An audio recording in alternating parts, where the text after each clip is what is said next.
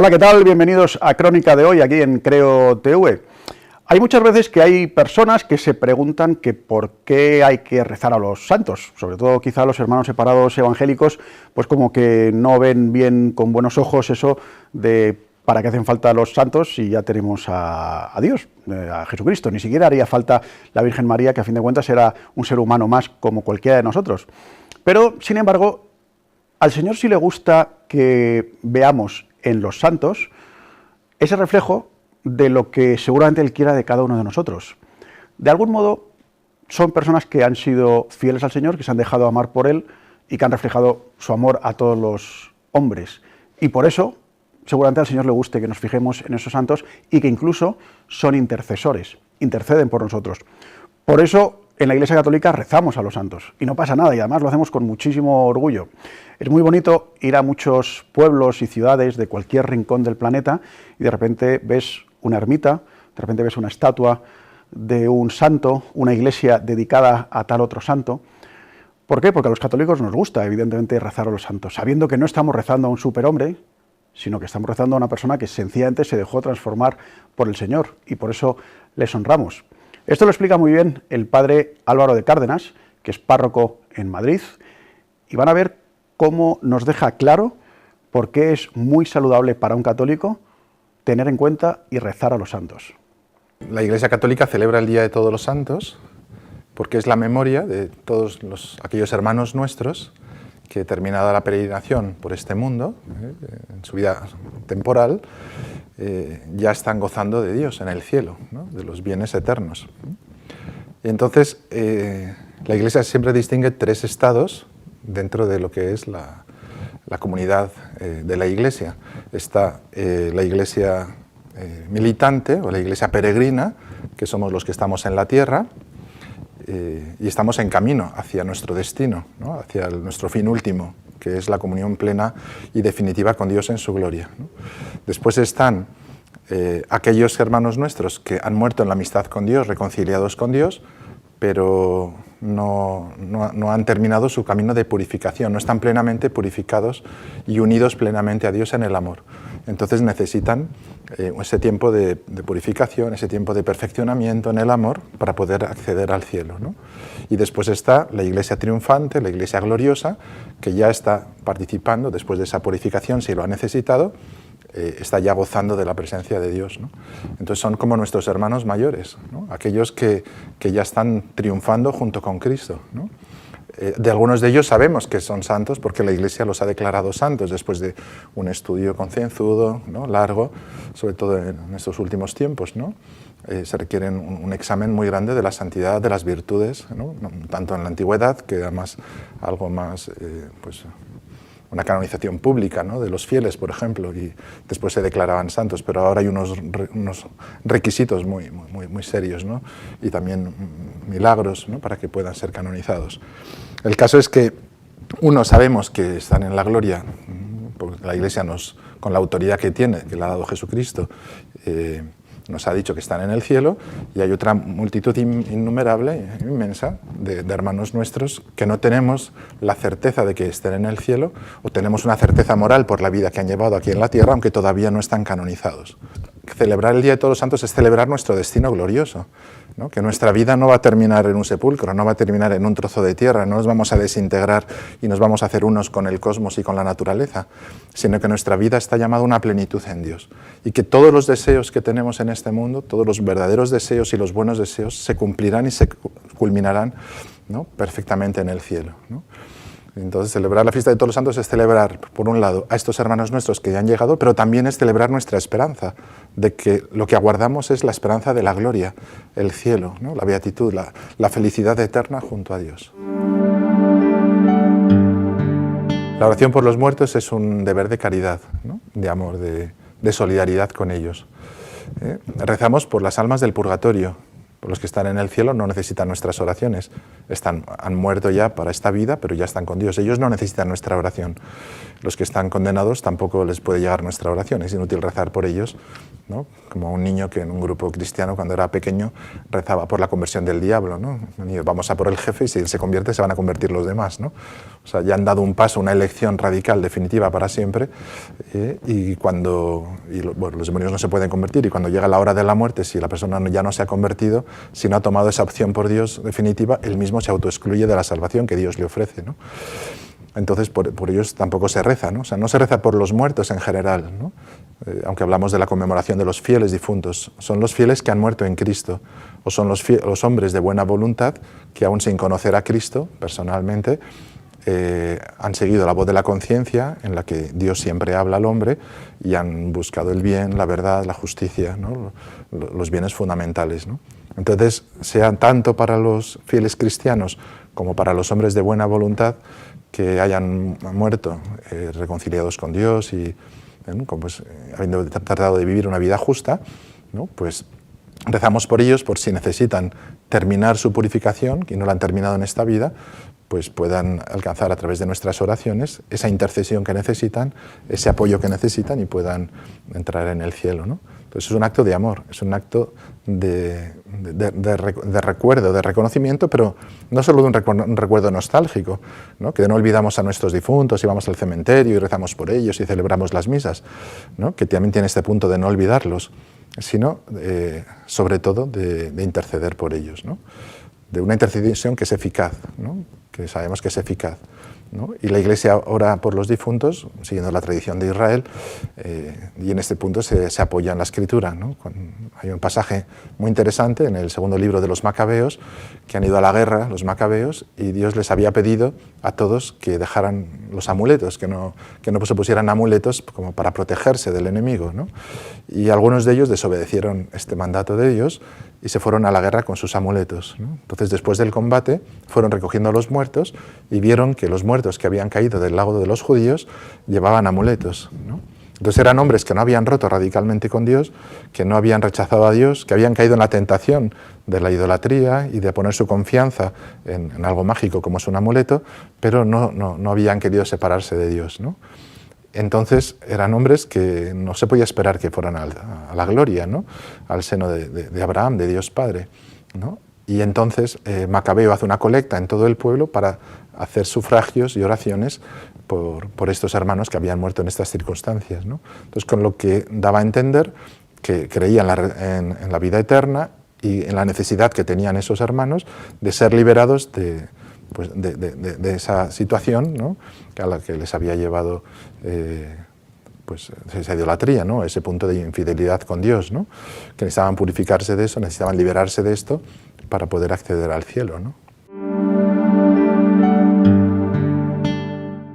El purgatorio es una doctrina de la Iglesia aprobada solemnemente en el Concilio de Trento, también antes en el de Florencia, y afirma que aquellos que han muerto en la amistad con Dios, en la gracia de Dios, reconciliados con Él, que han rechazado el pecado, sea por la confesión sacramental o sea por un acto de contrición sincero, y han querido morir en la amistad con Dios, pero no están plenamente purificados, plenamente dispuestos para entrar en la santidad de Dios, entonces necesitan, después de esta vida, y el Señor les regala como una misericordia última, como un acto de amor último, este tiempo, que no podemos llamarle tiempo porque no es nuestro tiempo, no es un tiempo cronológico como nuestro, pero es un estado en que ellos purifican sus almas de esa falta de amor, ¿no? En el fondo es como... no solamente es una exigencia de la santidad de Dios, que ellos no pueden entrar en la santidad de Dios si no están plenamente unidos a Él con la misma santidad, ¿no? Porque el reino de los bienaventurados es el reino de los santos, sino que ellos mismos no quieren ir al cielo, ¿no? Podemos poner una imagen muy sencilla, ¿no? La mujer que se va a casar tiene su traje precioso, le está esperando el novio en la iglesia y justo antes de salir de casa se le cae un bote de pintura, o se le cae se le mancha su traje, ¿no? Y no se puede presentar así en la boda, ¿no? No puede presentarse con su traje sucio el día de su boda delante de su esposo. Ella sabe que su esposo le quiere, sabe que no le va a importar nada que venga o no venga con el traje limpio o sucio, ¿no? Pero ella no quiere hacer esto, ¿no? Y entonces esperará el tiempo que sea necesario hasta que su traje se haya arreglado, ¿no? Se haya limpiado. Un poco esta es también la exigencia del alma que no quiere llegar a la santidad de Dios llena de impurezas, ¿no? Y entonces una exigencia por parte de la propia santidad de Dios que la persona no puede acoger si no está purificada, pero también del alma que está en proceso de purificación y que no quiere llegar a la santidad de Dios en ese estado, ¿no? Y entonces está esperando que sus familiares, que sus amigos, que la Iglesia rece por ella, interceda por ella para que se vaya purificando y pronto pueda purificarse en el amor, ¿no? Y pueda presentarse delante de Dios con ese amor, ¿no?, puro y santo. La Iglesia se apoya en este episodio de los Macabeos, que es la Sagrada Escritura del Antiguo Testamento, y luego toda la tradición de la Iglesia, desde los comienzos hasta hoy, ha mantenido siempre que hay una segunda oportunidad para aquellos que hemos vivido en este mundo y que hemos muerto en la amistad con Dios, pero no hemos terminado de prepararnos para el encuentro con Él, ¿no? Es como una certeza moral que ya tiene, y en el poder que Jesús le ha dado de atar y de desatar, lo que ates en la tierra quedará todo en la tierra, lo que desates en la tierra quedará desatado en el cielo. Ese poder que Dios le ha dado, pues ha formulado, ¿no?, esta doctrina como algo cierto, seguro, que hemos de creer, bueno, y que está en el Catecismo de la Iglesia Católica y que está en toda la enseñanza de la Iglesia, ¿no? Entonces lo sabemos por la tradición bíblica del Antiguo Testamento, lo sabemos por la experiencia de los apóstoles, de las primeras comunidades cristianas y de toda la tradición de la Iglesia, que unánimemente ha rezado siempre por sus difuntos. Y si yo quiero ayudarles a ellos a que se purifiquen, pues tengo que purificarme yo, ¿no? O sea, yo lo primero que recomendaría es una buena confesión. Porque una buena confesión, primero, te une plenamente a Dios. Si hay alguna falta grave que uno haya tenido, pues el Señor la purifica, ¿no? Entonces tú quedas en comunión con Cristo, con la Iglesia, y con una comunión más fuerte y más profunda también con ellos, ¿no? Con nuestros hermanos difuntos que están en la purificación, que están en este estado, ¿no?, del purgatorio. Segundo, ofreciendo el sacrificio de la misa, ¿no?, el sacrificio eucarístico. Este es el sacrificio de la cruz, ¿no?, que se ofrece por nuestros pecados, no solamente por los vivos, sino también por los difuntos. Entonces, el ofrecer las misas por ellos, hay una tía mía que todos los años, cuando llega el 1 de año, me trae una lista de todos los familiares con las intenciones, ¿no?, para que rece y ofrezca misas por ellos, ¿no? Algunos son recuerdos mensuales, otros son recuerdos anuales, pero ella no se olvida de sus difuntos, ¿no?, de los difuntos de la familia. Y entonces es un acto muy bonito de amor y de solidaridad, ¿no?, que nosotros podemos hacer, ¿no?, ofreciendo misas por ellos. Por supuesto, la Iglesia celebra este gran día de la conmemoración de los fieles difuntos y encomienda las oraciones de los fieles y todo, ¿no? Y luego hay otra tercera cosa que podemos hacer, que son las indulgencias.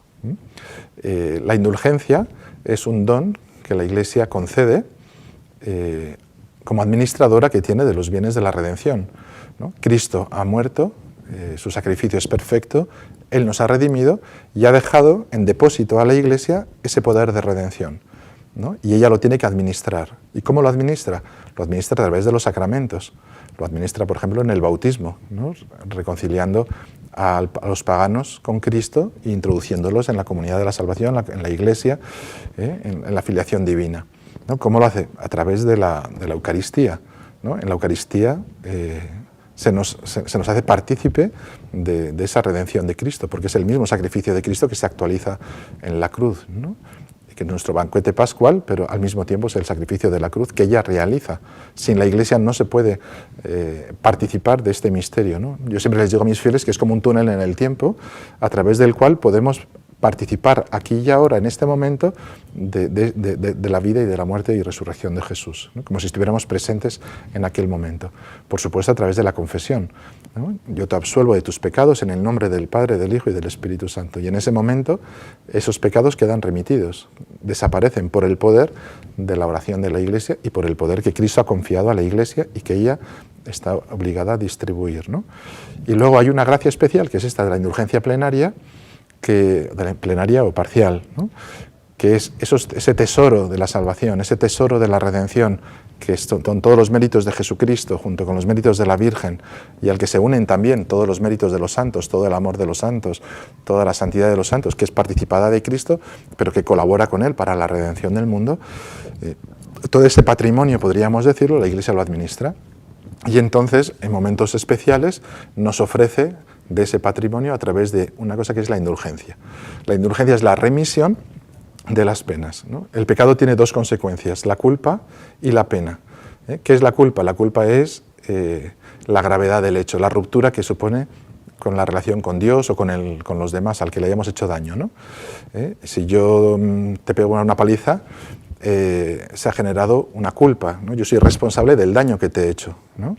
Eso tiene además como consecuencia una pena, porque esto me puede llevar a prisión, porque esto me puede llevarte a pagarte una indemnización, ¿no? Son consecuencias de esa culpa que yo he contraído, ¿no?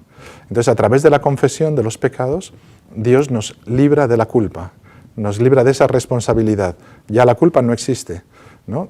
Por la sangre de Cristo esa culpa queda borrada. Entonces, por la confesión sacramental y por el arrepentimiento, por la contrición, Dios nos libra de la culpa, pero la pena continúa, ¿no? Entonces, ¿cómo remitir esa pena?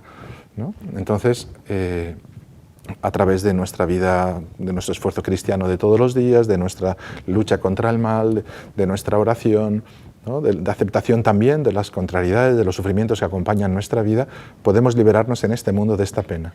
Pero si cuando hemos llegado al final de nuestra vida no nos hemos liberado de esa pena, entonces necesitamos la intercesión de la Iglesia, ¿no? Y en días especiales la Iglesia ofrece esta indulgencia, ¿no? Que se puede ofrecer o por uno mismo o por los difuntos. Siempre la indulgencia, siempre no, generalmente la indulgencia es o por uno mismo o por los difuntos. No puedo ofrecer esta indulgencia por un vivo, ¿no? Tiene que ser o por mí, que es el que ha hecho esa obra que la Iglesia ha concedido la indulgencia, o por un difunto que ya no lo puede aprovechar, pero yo lo puedo hacer por él, ¿no? Y entonces, en el caso de los difuntos, la Iglesia ofrece esta indulgencia plenaria, pero solo para los difuntos. O sea que si yo aprovecho la obra que la Iglesia nos ofrece para recibir esta indulgencia plenaria, no la puedo aplicar por mí. La tengo que aplicar por un difunto, porque ese día las oraciones son por los difuntos. Queda exclusivamente reservado para ellos. ¿Y cuál es esta indulgencia? Participar el día 2 de noviembre, participando yendo a un templo o yendo a un oratorio, y rezar un Padre Nuestro y un credo por los difuntos, ¿no? También puede ser en el cementerio, ¿no? Entonces el día 2 de noviembre, la conmemoración de los fieles difuntos, rezar un Padre Nuestro en Ave María en un templo, en una iglesia, en un oratorio. Y otra manera de la indulgencia, de poder recibir esta indulgencia, puede ser desde el día 1, conmemoración de todos los santos, fiesta de todos los santos, hasta el día 8. Es una semana entera en que si visitamos el cementerio en esos días, por cada día podemos recibir una indulgencia plenaria para un difunto. ¿Qué pasa si yo la ofrezco por mi padre, que ha fallecido y mi padre ya está en el cielo?